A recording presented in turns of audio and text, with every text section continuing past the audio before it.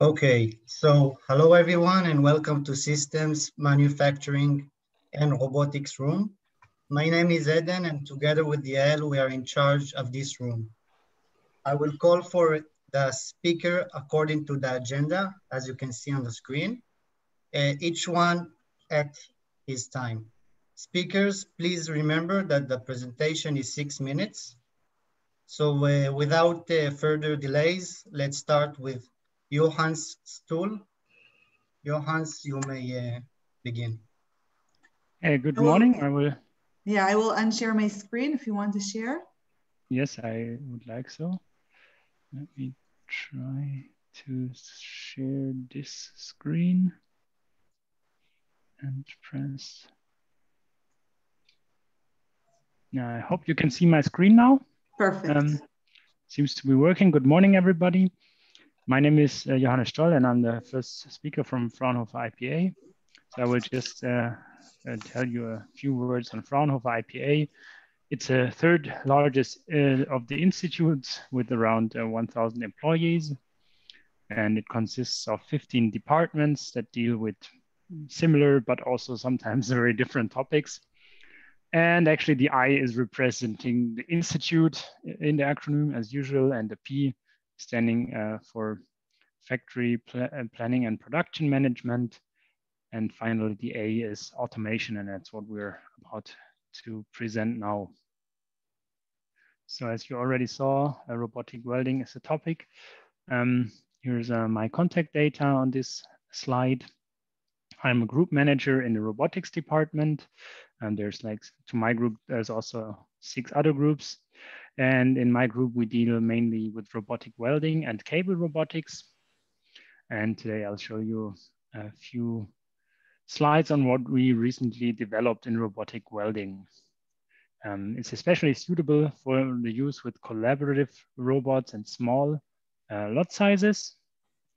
In this picture, you see the tip of the welding gun. Usually here where there's this metal tip, there's a wire sticking out, but this is the calibration tip that we used in this picture, because we do not deal with the actual welding process itself, where it comes down to the current that is used to melt the wire and so on. We deal with the programming of the robots for welding, but to do so, you need to have a certain understanding of what welding is and what. And what you see also here is this this purple line. It's coming from a laser line sensor that we use basically as technical eye of the robot. And it basically enables the robot to see where the welding gun is located and where he is welding. And this technology is not new in itself. It's there for those who are that are familiar with robotic welding. It's available since quite a few years already for industrial robots and big lot sizes in, for example, car manufacturing. But what we did is we do not only use this sensor to correct the path of the robot according to the part. We also use it for programming, and that's what I want to show you in the next video. I will show you both technology. I hope it works, so it's a bit speed up. So my colleague here is just programming 2 points, or actually 3. I'll just stop for a second. So here you see this laser line sensor who is really attached to the robot quite far back. So it's quite far off this actual tip here, because we want to make sure that we do not collide with the part. So if you have the sensor too close to the tip, that's not suitable. And what he does, he just makes sure the laser line sees this T-joint, and he just positions it at the beginning of the T-joint, and that's all he does. And then he saves this position. So the robot knows, okay, that's where I'm supposed to start with my welding. And then, so this is already, so now he's already finished with the programming, and then we just start the program. The robot knows where to start. And then he just said, look, weld 10 centimeters to the left. That's why it stopped a bit early. And the same thing for the other T-joint. And it works quite well. So programming became a lot easier, even though it's not programming with the classic offline programming, because that's not available in all shop floor environments. And now, it's the same, the identical program, but, oh, let me go back, too bad. Let me go back here. So it's the same program. The colleague is shifting it. It's been shifted from around, so it's more than 10 millimeters shifted. And the sensor and the combination is working well, and it corrects for this shifted part. And as I told you, the new thing is that's not really the new thing that has been possible some years ago as well. But to use this technology for programming the robot, that's what we also do, and that's a new thing, and that's really interesting, especially for small lot sizes. If you're welding not thousands of parts of the same type, but only hundreds or tens of parts. Yeah, that's basically what I wanted to present. Thanks for your attention. Okay, thank you very much, Johannes. Next is gonna be Dr. Kai Pfeiffer. Hi. Good morning, everybody. Sharing my screen.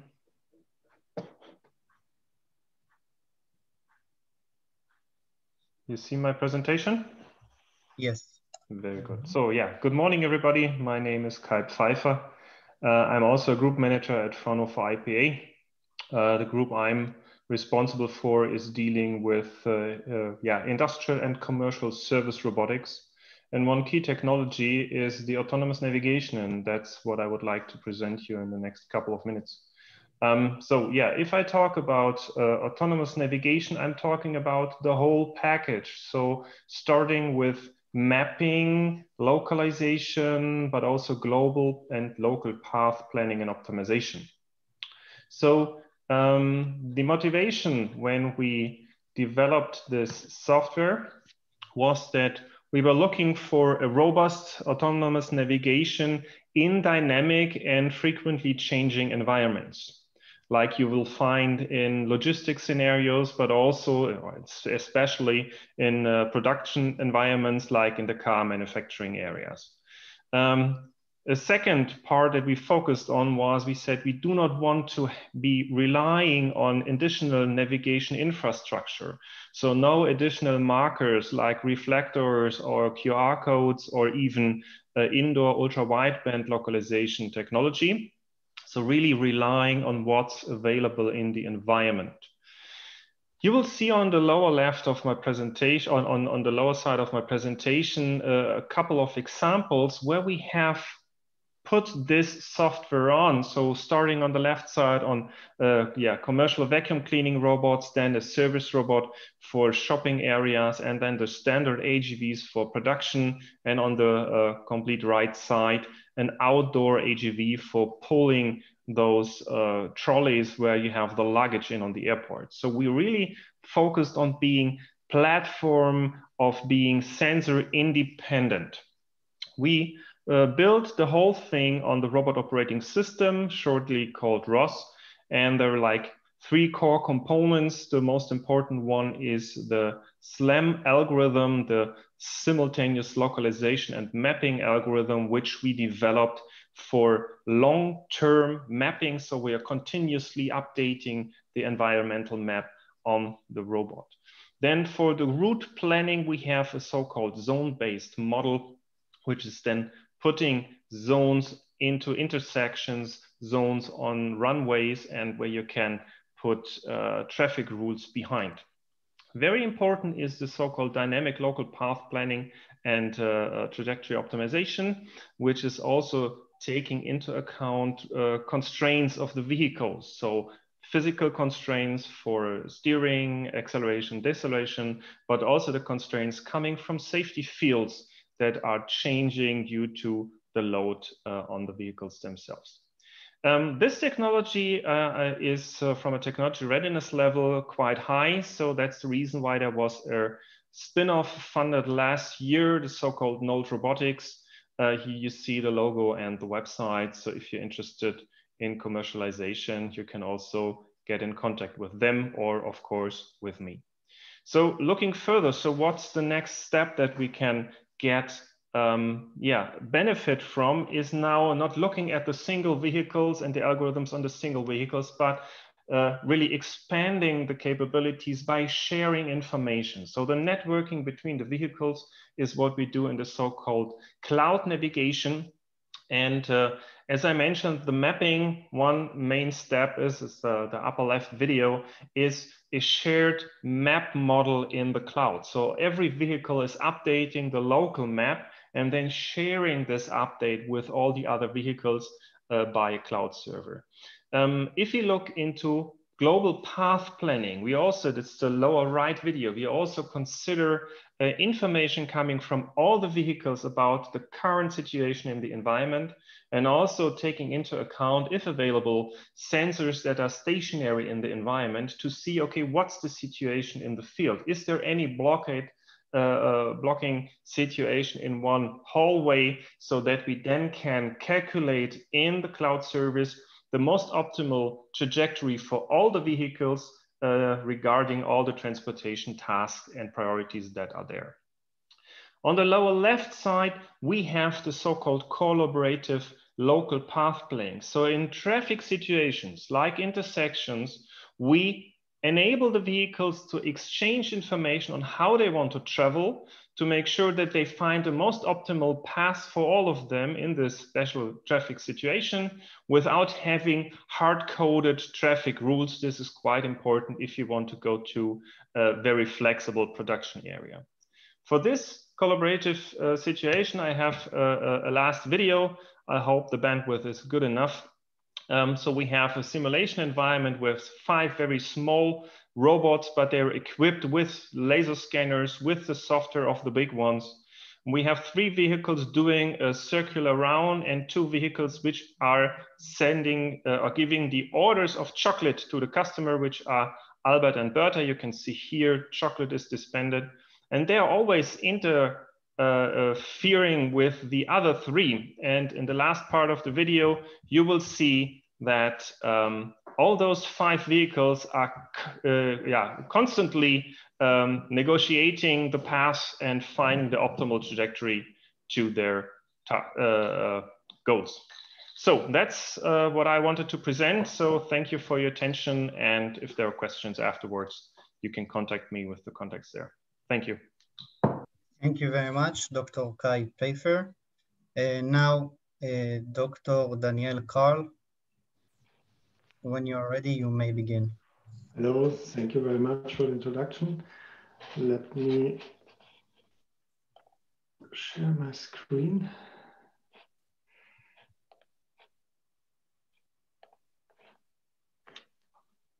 Can you see my screen? Yes, we can see it. Wonderful, thank you. Yeah, let me first thank you very much for inviting me and giving us the chance to present our technology. Second. Oh, it's okay. Okay. First, let me introduce myself. My name is Daniel Karl. I'm head of the Department for Production Control and deputy head of Fraunhofer Institute for Physical Measurement Technique, which is located in Freiburg and has approximately 230 employees. My department, 40 staff members, is mainly in the field of quality control of semi-finished products and goods for automotive, medicine, and aerospace. Typical customers are worldwide, e.g. Intel company, BMW, well-known Bosch company, and a lot of small and middle-sized companies also worldwide. Long products, as rods, tubes, profiles, are very important initial forms for many, many products. Inline control of straightness of these products is still an unsolved problem in the industry. We invented and we patented a laser scanning based, very robust method that is inline applicable. That's an important point. Sorry for this slides.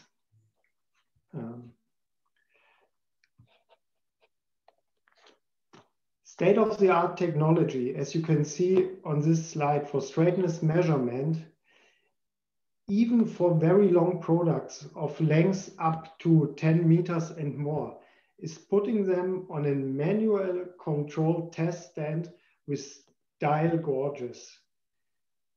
As you can imagine, that takes minutes for a single rod, while production rate is typically in the range of a few seconds or even more. This is time consuming and far, far away from 100% inspection that is required by the industry.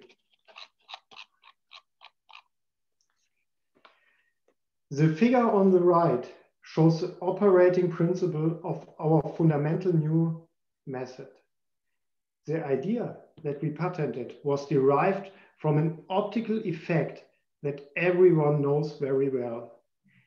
If you look along a rod or a tube, e.g. in sunlight, you see very, very tiny deviations in straightness from the point of maximum reflection along the rod or tube. We have replaced the sun by a laser that is guided very fast, zigzag over the rod. In combination with a certain calibration method, this forms a completely new inspection method that is for the first time applicable for inline straightness measurements.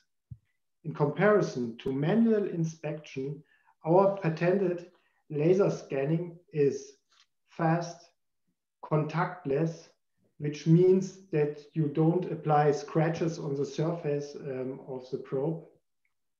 And this technique has a very high reproducibility and absolute accuracy in the range of 10 micrometer per meter rod length. This is a very important specification. Well, let's have a look to the market. The worldwide market for steel and steel products is huge, and derived from Frost & Sullivan forecast, it's growing in the following years by more than 20%. The request for precision formed parts is growing even above that average. That means that this would be an investment in a strong rising market. The application for inline straightness measurement let me give some examples. In the field of axles or shafts for motors or turbines, guiding elements, tool making, drilling or conveying technology, precision turning parts, and many more. Typical customers could be tool makers, manufacturers of precision semi-finished products in the automotive, medical technology, and aerospace industry. There are a large number of global players, very big companies, but even there are a huge number of small and middle-sized companies with very specialized products. For example, very precision formed, very straight semi-finished products or long products. Well, we are now looking for a long-term cooperation partner with access to the world market. This partner should be willing to go through the necessary development steps in a balanced partnership together with us. And a roadmap of this partnership could be validation of the technology, adjustment to the needs of the Israeli company, training the Israeli team to allow the further development using the transferred knowledge. And as I mentioned before, we are interested in an establishment of a long-term partnership with a hopefully fruitful cooperation and commercialization. That's a very important point. I think this technology is already ready for this commercialization. At last, let me thank you very much for your attention. It was a pleasure for me to join this meeting, and I would really appreciate if you contact me afterwards and I can answer open questions. Thank you very much. Thank you, Dr. Daniel Karl. Next speaker is going to be Dr. Ira Eppenberger. Ira. Yes, hello. Thank you very much for the introduction. I'll try to share my screen. Okay.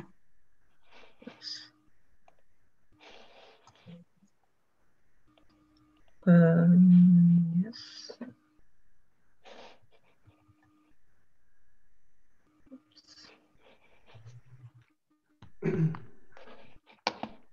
See something? Can you see my screen already? Yes, we can see the screen. Okay. So, yes. Yes, my name is Ira Effenberger. I'm from Fraunhofer Institute for Manufacturing, Engineering and Automation in Stuttgart from IPA, and from the department Image and Signal Processing. And I'd like to show you some topics of our department, which might be interesting perhaps for a collaboration. Yes, in our department of image processing, signal processing, we deal a lot with intelligent data evaluation. So based on different kind of sensors, mainly optical sensors, we evaluate measurement data. And I'll try to show you some applications in the next slides, which have a quite high technology readiness level, and also two ones which are at an earlier stage. So let's go to the technologies I'd like to present. First of all, MSIS. MSIS is an image processing software we have developed in our department. It's an easy adaptable software for inspection and measurement tasks. We have quite a lot of applications realized with this software already in industry. So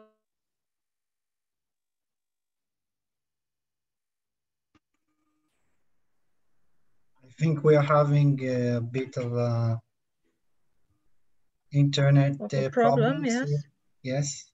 Now we can Yes, hear you. You can share the presentation again. Yes, I'm sorry. No problem. Yael, maybe you can share the presentation from our side. Yes, maybe this would be better if Sure, possible. sure. I'll do that so you can continue talking, and I'll share it in a second. Okay. Maybe that will help. The MSIS software, yes, it's easy adaptable and easy programmable. So you can do measurements and measurement processes very easily. Yes. Few more slides. Can you go? Okay, Oh, can I? Let me know what slide you want. Can I? Yes, that's it. Okay, thank you very much. Okay. And it's adaptable, and also you can extend the software, of course, with new image processing tools. On the right side, you see, for example, an application in industry with a camera system and the parts running on this glass plate around and are directly inspected there. So the next slide, please. Yes, ML for automated optical inspection. Of course, we do not only work with classical image processing algorithms, but we also use machine learning and artificial intelligence for inspection tasks. And here is an example for the inspection of electronic components, where we used machine learning in order to decrease the number of pseudo errors, which was very high in this case. Here, soldering joints are inspected mainly, and the benefits of our solution was that we could reduce the manual post-processing dramatically. So 96.3% lower post-processing afterwards. So yes, next one is adapt defect. It's another solution based on a camera system which takes pictures of different kind of object surfaces, and the software automatically detects defects in the surface. So training and evaluation is done on the live image. There is no training data necessary to do so.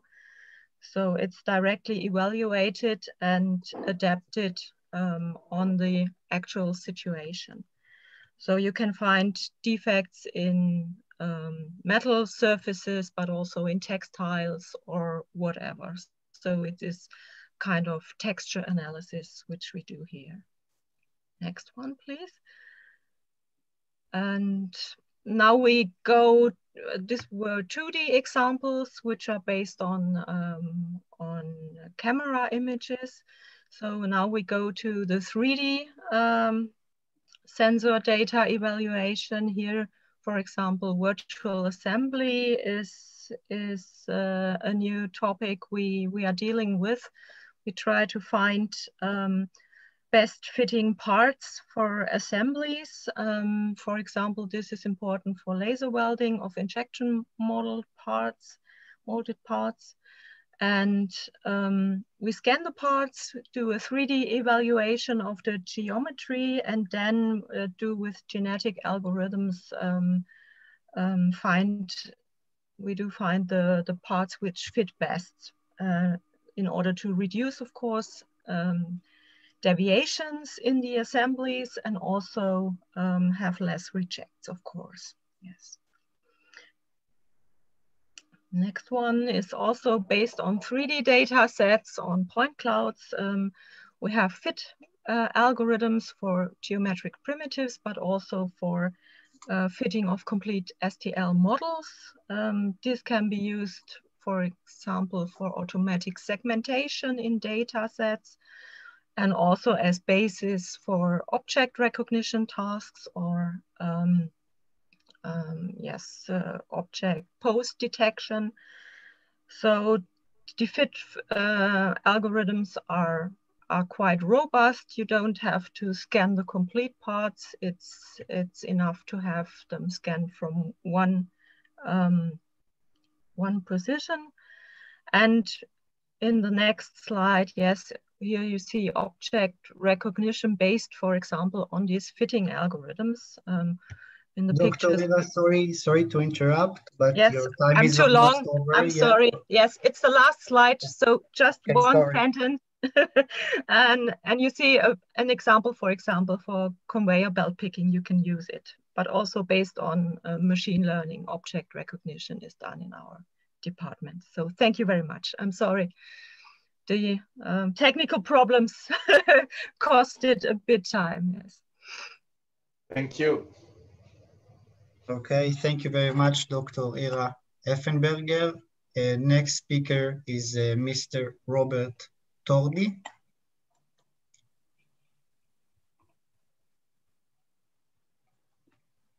Robert, if you can share your presentation.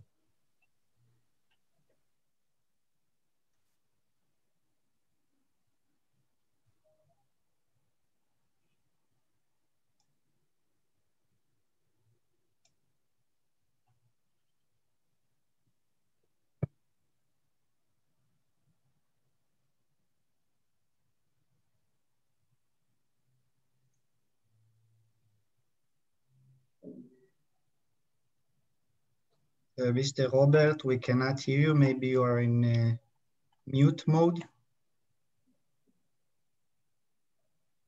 Sorry, which screen you see now?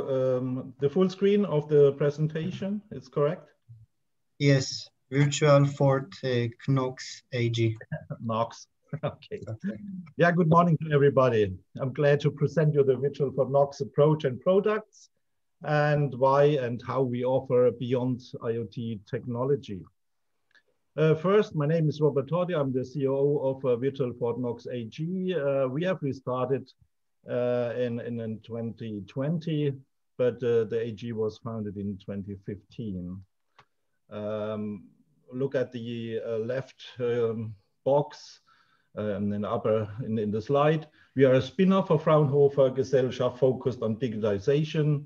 We have more than 50 million euros spent in development of the VFK core in more than 60 Fraunhofer application projects. The budget was over 1.2 billion. Robert, sorry to interrupt, but can you switch to full screen? This is what I have asked. You don't see, okay.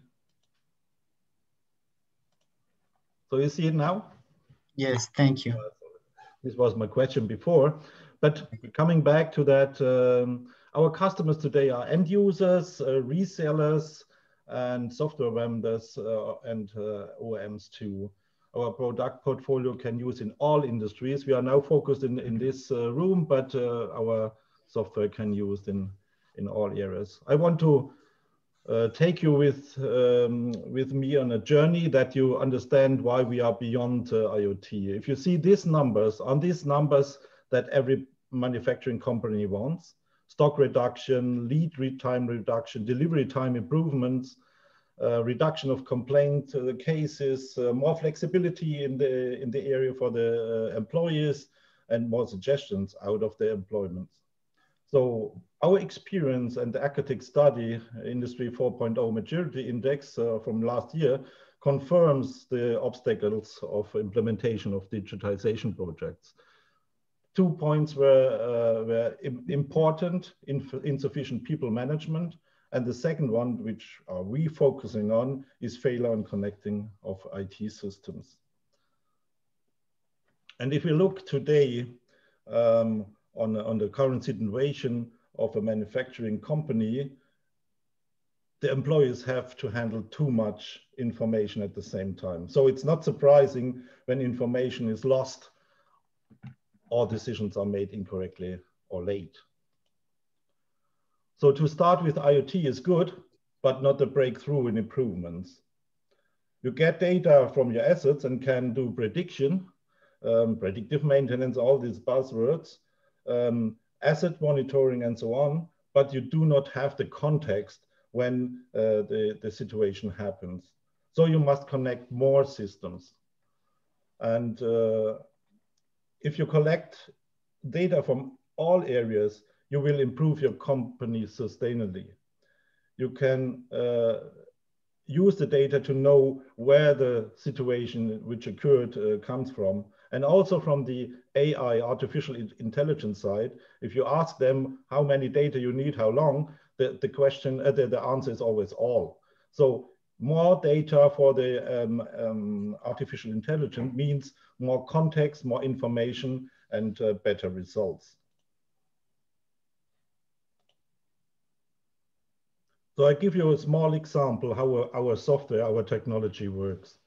We connect machines here, a milling machine, through standards or maybe proprietary, to a standardization or to a standard communication core. That means we standardize function calls, data access and events, and transfer them to other IT systems like SAP, which is also connected in the same manner. And the design and the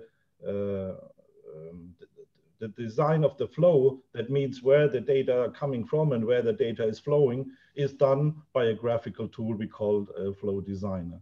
And at the end, you have only to handle on this level. You have to do no programming. So it's very easy to implement a solution, to change a solution, and you have less tests to verify and validate the solution. What do we offer?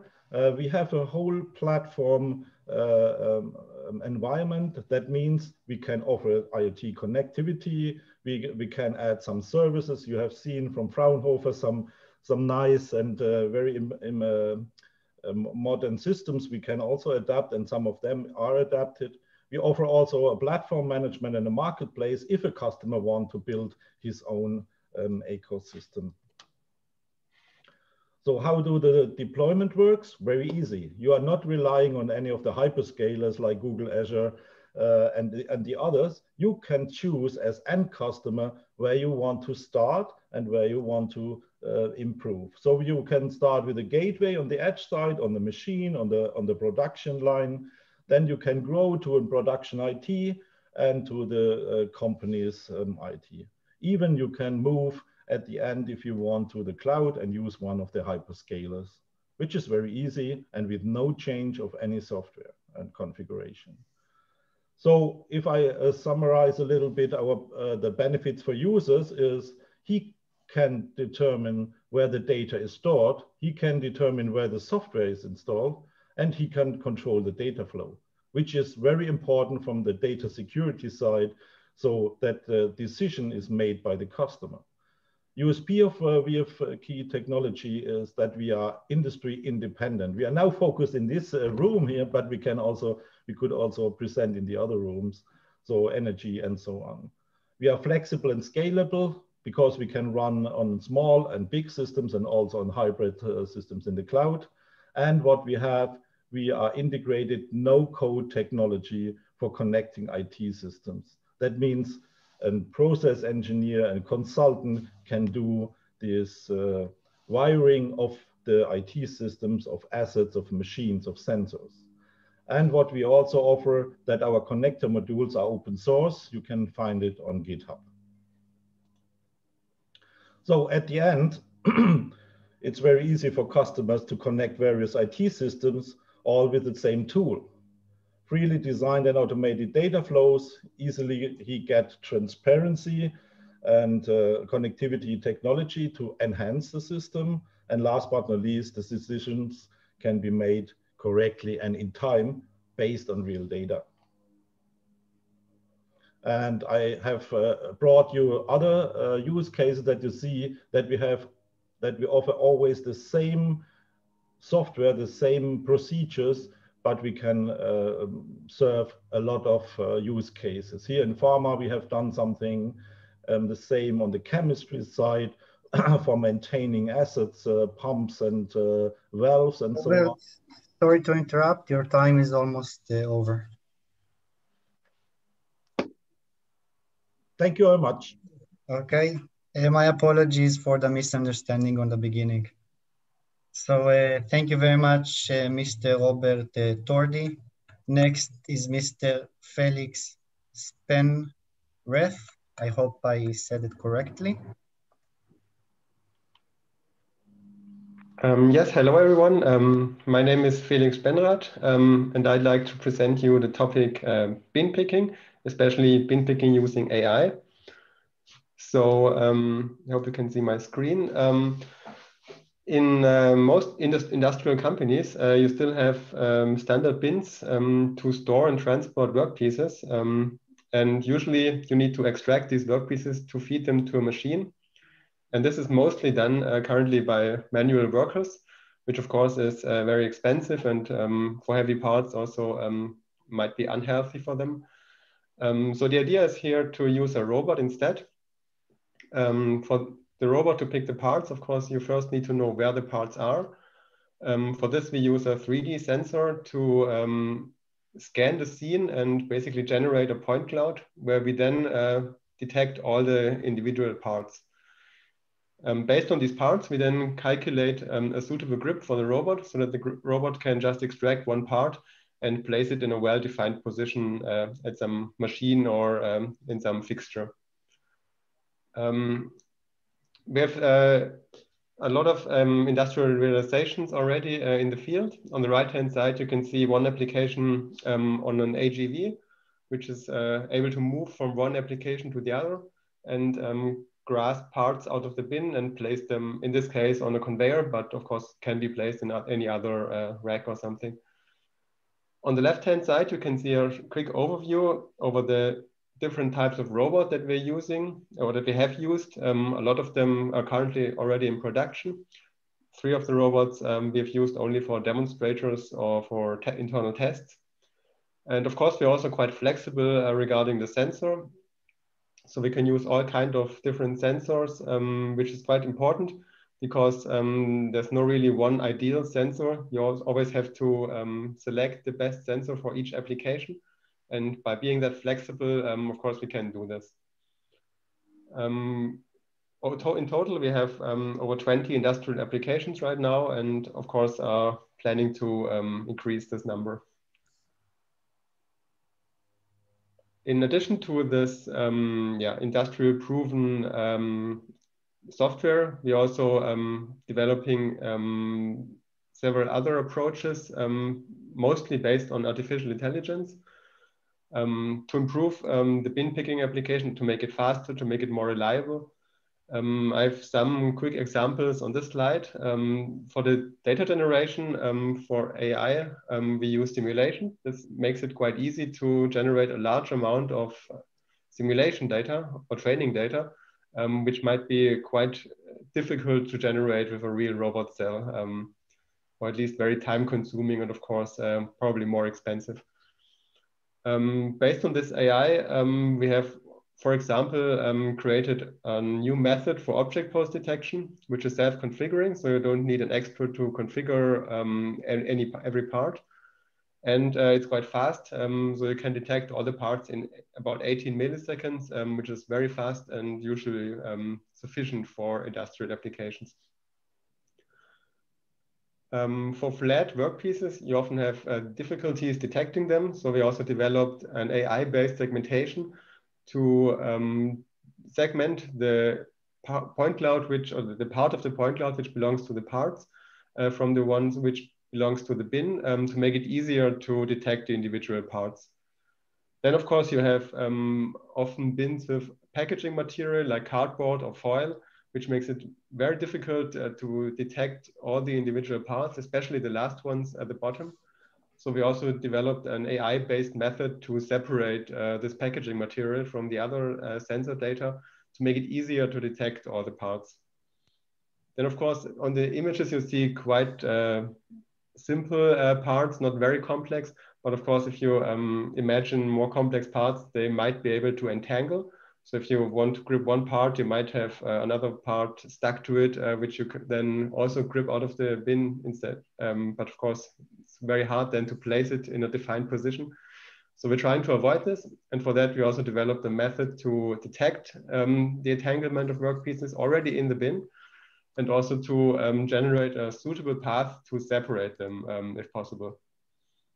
Then, of course, we also worked on model-free gripping. So that means we can also grip parts without having a CAD model of the part.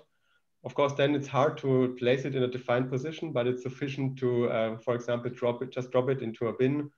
An example application for this is the kitting application, where you try to get a collection of different workpieces and put them all into one bin to proceed or to bring this bin to some assembly line to then assembly all the parts. And for this, model-free gripping is usually a quite suitable approach. And finally, we're also working on automatic configuration of the bin picking applications, so that also for the model-based applications, you don't need an untrained operator who can train in all the parts, but instead you can just let the system train itself and adapt itself to new workpieces, which is of course quite handy. So that's all I wanted to present. I think I'm just in time. So thank you for your attention, and I'm giving over to the next one. Thank you very much. The last one is Mr. Jo Hwan Kim. After him, we're gonna have some couple of minutes for questions and answers, so please stay with us. Mr. Kim, when you're ready. Yes. Thank you for having me. I want to talk about the conventional heating process in the industry and a need for a better solution. For the heating, you have a heating source and the object to be heated. The heating beam will hit the target and it gets hot. We Fraunhofer believe that the conventional heating process fails to hit the target precisely. The heating is applied to a non-specific area, unnecessarily too broadly.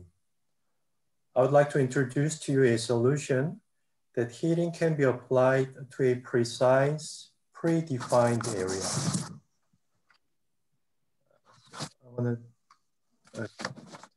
But first of all, what do I mean by conventional heating? Let me explain it with the bread analogy.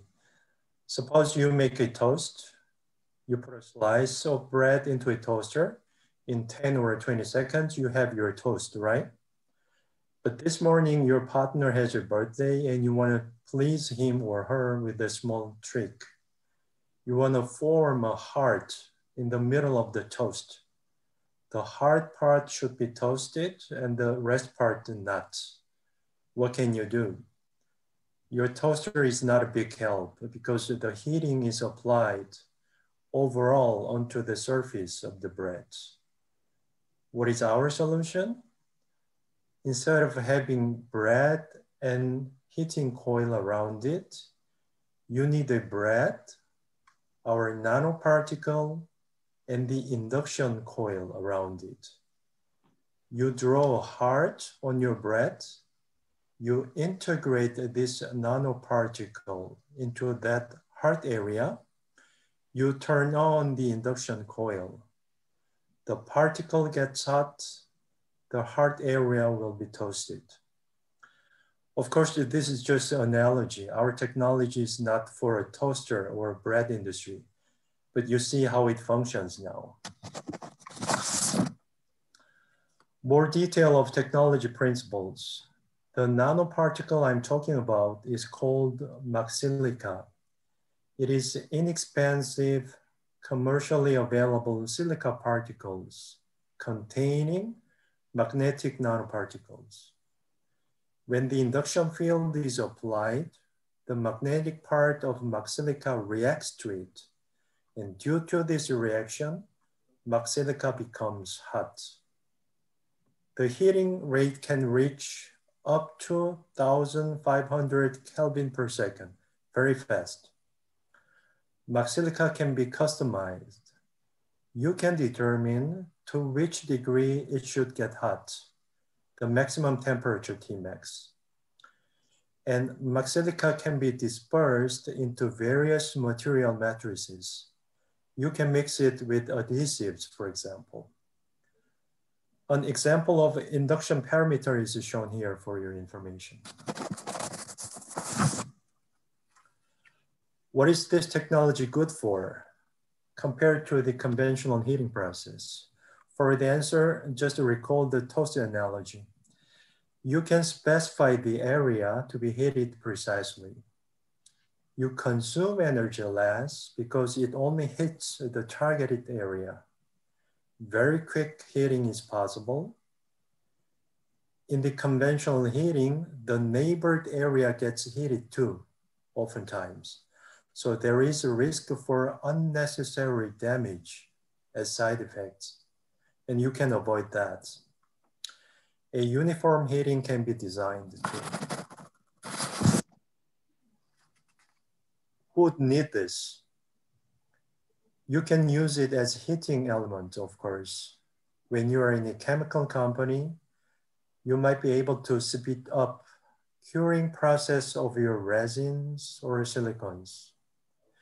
In a smart way, it can also be applied to an extrusion step for the complex structures, pipes, seals, or fibers. When you are an adhesive company, you might be able to create a new product aimed for more precise bonding, where a heat treatment should be done very carefully, or bonding should be done very quickly.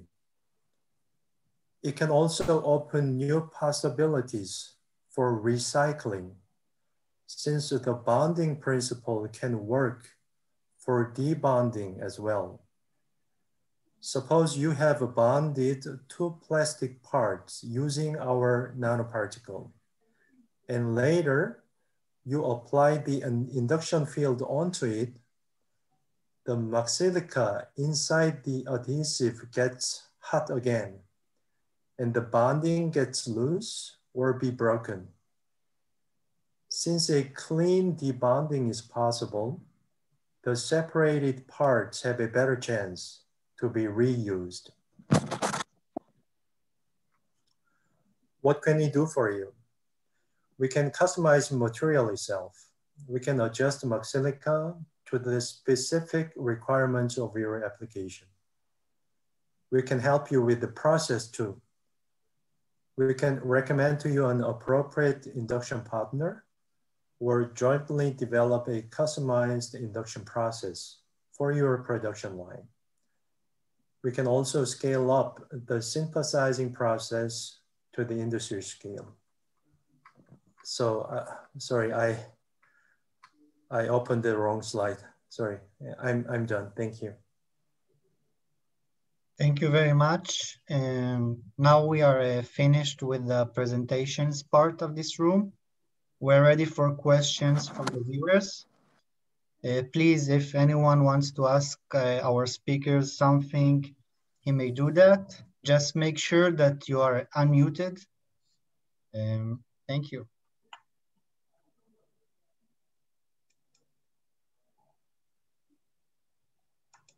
Can I ask a question? Yes, please. Rafi Vertal. Maybe it's a question to all the presenters. What is the smallest size you can recognize or identify with your automation system? What is the smallest one which can be evaluated, which can be measured, or we can be assembled? What are the minimum size which can be used in your automated systems? Maybe that's the first for IPA people, and after that with ISC people. Can you hear me? Yes, if any one of the speakers would like to answer the questions. For the welding, for example, what is the minimum size you can use there? Is it in welding? Yes, yes, I understood your question. I think, well, this regarding, I mean, the welding torch. If you look into arc welding, what we do so far mainly arc welding, then the welding seam that you produce is usually has a width of, let's say, in the smallest case, 4 to 5 millimeters. And in bigger cases, you can generate welding seams to 12 to 50 millimeters in one path. So there's a limitation in arc welding when it comes to the size of the welding seam. Okay. And I think the second one was the service robotics, right? Is there any minimum size of parts which can be serviced there? I think it was also from IPA. Maybe I can instead give you an answer about the bin picking, where we also have a lot of different parts in the bin. Actually, there's not really a minimum size regarding our system or our software. It's more a topic of the sensor that you use. So if you have a very fine resolution sensor, you can also detect very small parts. But the one thing you have to consider for bin picking is that usually if you have very small parts, it's often not economic to use a robot. Then you have other solutions like mechanical feeders, or even a human is very fast for very small parts because he can just grab a lot of parts and place them very quickly. So it's more of a topic of economically instead what's really possible. Okay. Yes, and maybe just a few words about inspection processes or measuring.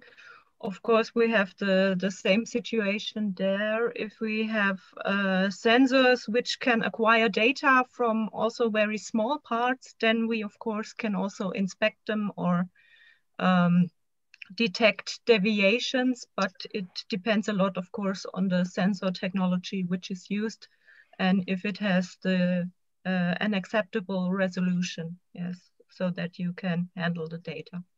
So you can even go down to hundreds of a millimeter or less than that to identify.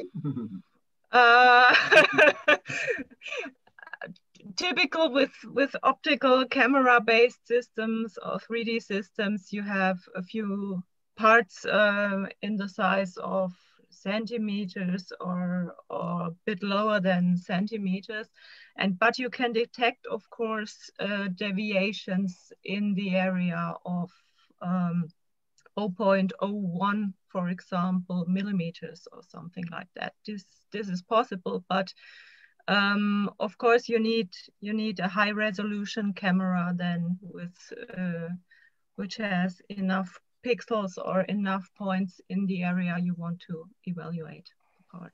Yes. And you can do it in 3D dimension.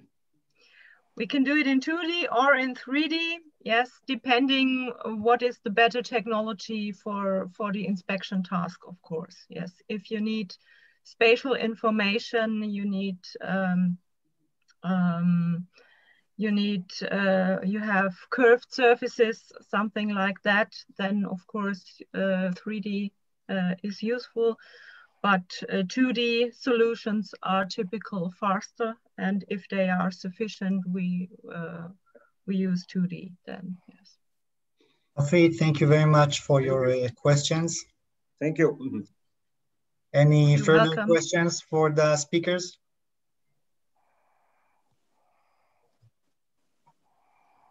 No? So I would like to thank all the speakers for their very interesting... I'd like to thank all the speakers for their very interesting presentations, and to thank the participants for being here with us. The presentations and the Zoom recordings will be uploaded to the webinar webpage and YouTube channel of the Israeli Innovation Authority. For whom would like to contact the speakers, their contact information will be sent by email.